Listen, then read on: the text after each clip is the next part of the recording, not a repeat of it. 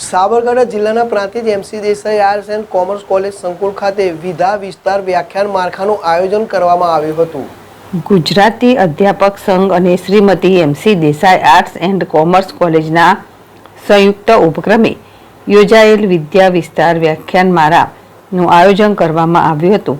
આ તબક્કે ઉપસ્થિત વક્તાઓમાં દિનેશ પટેલિયાએ ઉચ્ચારણ પ્રક્રિયા વિશે, ઉત્પલ પટેલ દ્વારા લઘુકથા સ્વરૂપ વિચાર તેમજ અરવિંદ પટેલ કુવો નવલકથા વિશે અસરકારક વ્યાખ્યાન રજૂ કરીને શ્રોતાઓને વિદ્યાર્થીઓને પ્રભાવિત કરી દીધા હતા।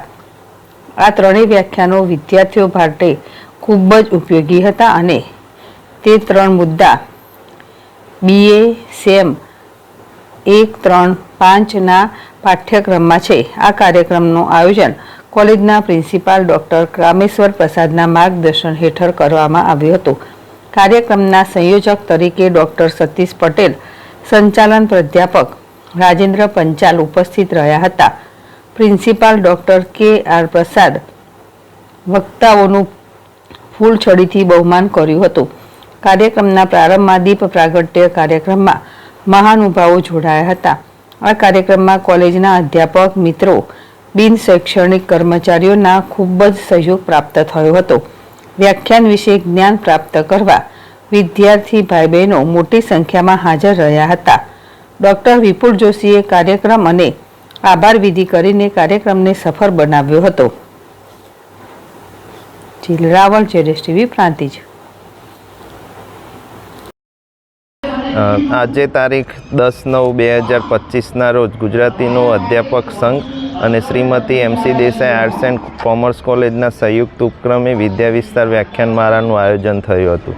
ગુજરાતીનો અધ્યાપક સંઘ એ ગુજરાત પૂરતો સીમિત નથી, પણ પૂરા દેશભરમાં, જેમ કે મુંબઈની અંદર ગુજરાતીના અધ્યાપકો હોય છે, દિલ્હી યુનિવર્સિટીમાં ગુજરાતીના અધ્યાપકો હોય છે, તો એ બધા અધ્યાપકો આની અંદર સભ્ય તરીકે જોડાયેલા હોય છે।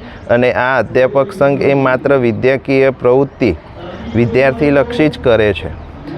એટલે એ નિમિત્તે આજે પ્રાંતિજ કોલેજની અંદર હિંમતનગરથી 3 વક્તા આવેલ છે, જેમાં ઉત્પલ પટેલ લઘુકથા સ્વરૂપ વિચાર વિશે, અરવિંદ પટેલ કુવો નવલકથા વિશે, ડૉક્ટર દિનેશ પટેલિયા ઉચ્ચારણ પ્રક્રિયા વિશે આજે વિદ્યાર્થીઓ માટે વ્યાખ્યાન આપવાના છે। આ ત્રણેય મુદ્દા BSM 1, BSM 3 અને BSM 5ના વિદ્યાર્થીઓના પાઠ્યક્રમની અંદર આવે છે।